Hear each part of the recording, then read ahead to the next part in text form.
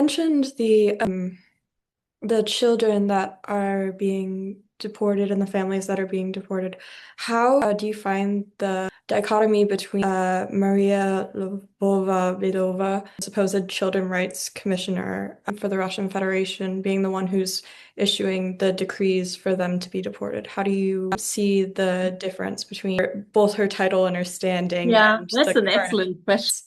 Well, it's pathetic, quite frankly. You may know that she got indicted together with Putin for war crimes Yes. at the International Criminal Court. And it's typical Russian propaganda. I mean, I believe she has adopted one or two Ukrainian children. And you need to know that a lot of the children, these are not only children who are orphans, these are children who have families. So to really understand what they are doing and what she is doing, it's important to look at the demographics and the war strategy that Russia has. And they have, like Ukraine, a declining population, and they have huge losses in the war. So they need people. They need people to, like Iona says in the movie, actually, Iona, Lina's mother, they need people to get more children, and they need soldiers. So it's the whole abduction of children and the brainwashing we see and the taking away their Ukrainian names and identity and issuing them passports, new names, new birth dates, is part of their strategy to really take over Ukraine in the war and send these boys as soon as they hit the age of 18 into the war. And B, it's part of really completely erasing Ukrainian identity. So it's not just the territory that they are after. They're really interested in taking the culture over to basically erase Ukrainian off the earth. It's a huge problem. It's especially a problem when you have adoptions like she did, because it's very, very hard to trace the children once they are in private homes. So the Humanity Funds has actually done two things. One is a bit more public, and the other one is a little bit more behind the scenes. The public support that we give is for rescuing these children, the rescue operations. Yes. And as you know or may know, Save Ukraine has rescued about a little over 1,000 children so far. And these rescue missions are incredibly dangerous. And you may have seen that the CEO of Save Ukraine just got I think it's called Humanitarian Courage Prize by the Train Foundation, because he puts himself at a lot of risk. He is threatened by Russia very directly. So it's a very difficult situation for him. The other effort we do is we support the Yale Research Lab, which tracks these children, and that's very, very important. They only track 35,000 children, but at least they can track them. So that they don't get lost. So they know exactly in what buildings they are, in what buses they are, in what flights they are. But that's just the tip of the iceberg, because I think Russia itself had said that they have about 750,000 children. And the Ukrainian government says they have about 19,000 registered, where they know the date of birth, the name, they know exactly who they are, they know the identities. Mm. So what a so-called human rights commissioner or children commissioner for human rights, whatever her name is in Russia, is doing is they're changing their story. At the beginning, they said, well, they need to save them from the Nazis. Then they said, well, we need to get them out of harm's way, which is pathetic because obviously, Russia inflicts the harm. Yes. Plus, under international law, there are very clear obligations what the parties have to do, which is, yes, they can remove them from dangerous areas, but they have to inform the Red Cross. They have to make every effort to get them together with their families, and none of this happens. I mean, the Ukrainians have tried over and over again to find out who these children are, where they are, and they don't get the names or the lists. The Russians are completely blocking it. So it really is typical Russia. They just lie. I mean, they just lie right and left. It's really upsetting. And unfortunately, it works. I mean, the propaganda machine that they have built at this point is enormous. And there was a certain counterpart to it with, Radio Free America and all these stations. And that has completely gone away.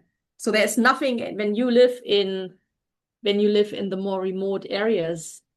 the only thing you can listen to is public Russian TV station and radio. And that's like Fox News. It's like non-stop brainwashing. So it's a big problem. Yes, it's very interesting with the decline in America's usage of public broadcasting. The Yeah. systems that are reaching these remote areas are solely, like you mentioned, Russia today is one of Yeah. the main sources of propaganda for influencing people in these remote areas to Russia's lies. And it's a whole strategy. I mean, it's taking these children, it's not allowing the families, the Ukrainian families who are in the occupied areas to leave. They're forcing them to go to Russian schools. And more we see militarization of these Ukrainian children. That means they get trained for war, girls and boys. And the history books have been all rewritten. And I always compare it to China. If you go to China and you talk to, people like your age, they have no idea what happened in, what was it, 1984 on Tiananmen Square. They don't know. It doesn't exist. It's like 1984, like George Orwell. Yeah. Truth is what the party wants the truth to be. And that's Russia, that's China, and, all the other dictatorships we have. The consistent erasure of the history makes it so that we're continually repeating these cycles. Yeah. That's true.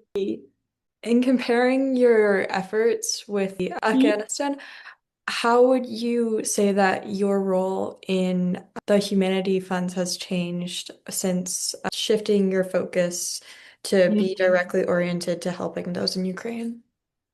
That's and I have thought about this quite a lot. I'll start actually with the similarities first. My experience is when you do humanitarian work and you gain the trust of what we call beneficiaries, the people who receive the aid, and you go beyond just delivering the aid and dealing with one specific problem. Let's say with Iona's family, getting out of Russian occupied Kherson, finding a home. If you go beyond that and you stay in touch and you actually talk to them about what's your education, what do you want to do with your life, what do you like, and what's important for you, and what does family mean for you? What we did with the documentary, where we have thousands of hours of interviews.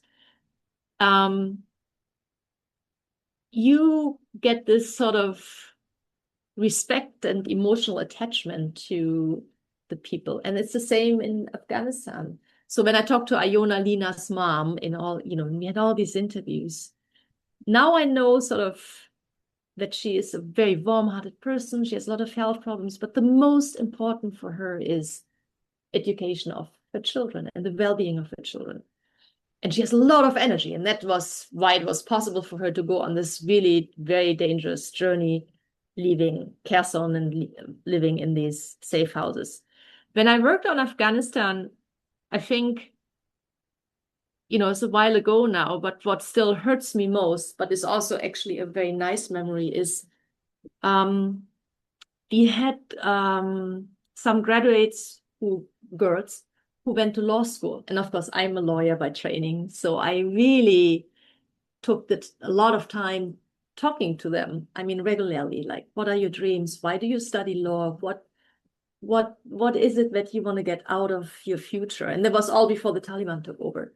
And I found that incredible strength again, like Iona had too, which is, I want to have a better life and I want to understand. And all of these Afghan girls said that, I want to understand, why are we where we are? Why is it that they don't like us, Taliban? Yeah. Why are they taking away our right? What can I do against it? What can my role be to make the world a better place and to make sure my children have a better future? And that's exactly the same that Iona has too. So you feel the strength and that energy and desire with people who live under extremely difficult circumstances.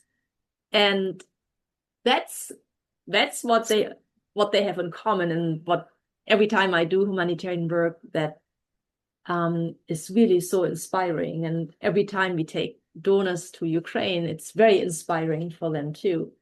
The difference clearly is, I mean, Ukraine is a very educated, sophisticated country. As a matter of fact, when I was in Boeing, I worked with the Russian engineering institute that we had, and our backup for Russia, for Russian engineers, was actually in Ukraine because they are so sophisticated. So it's a little bit, you start on a very different level, on a very different macro level. So in Afghanistan, of course, it was daily survival. It was getting books, it was getting water, it was making sure you have something to wear when you go to your studies. But that's just on the macro level. On the micro level, like I said, the people are as strong and as amazing anywhere where you go, really. It's very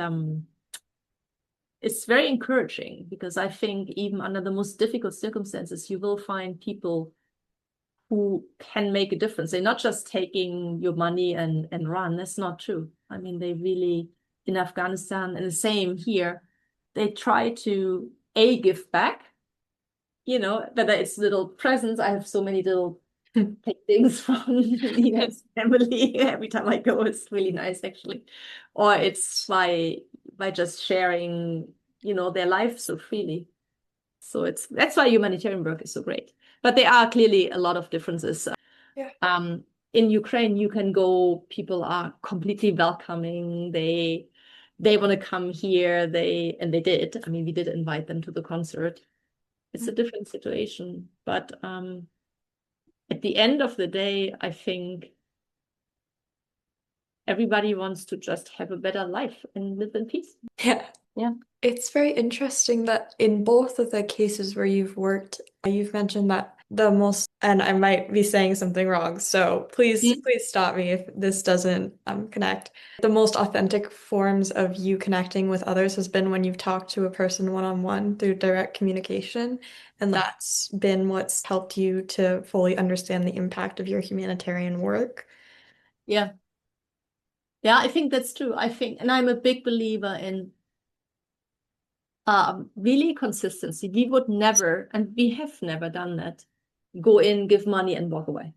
We always try to stay in touch and understand the needs. And that sometimes means you disappoint people. I mean, I can't tell you how many requests I have. Just now, another hospital came, requests for help. You do disappoint people. But I think as long as you communicate and you make an effort and tell people what you do, and that you can't satisfy everybody, it's fine.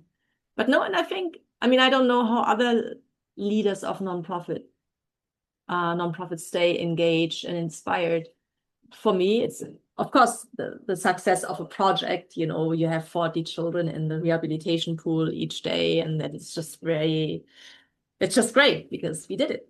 But the real benefit, I think, is when you feel like the community respects you and wants to work with you, comes up with their own ideas, which they do now, which is awesome. Sometimes they like send little videos of us.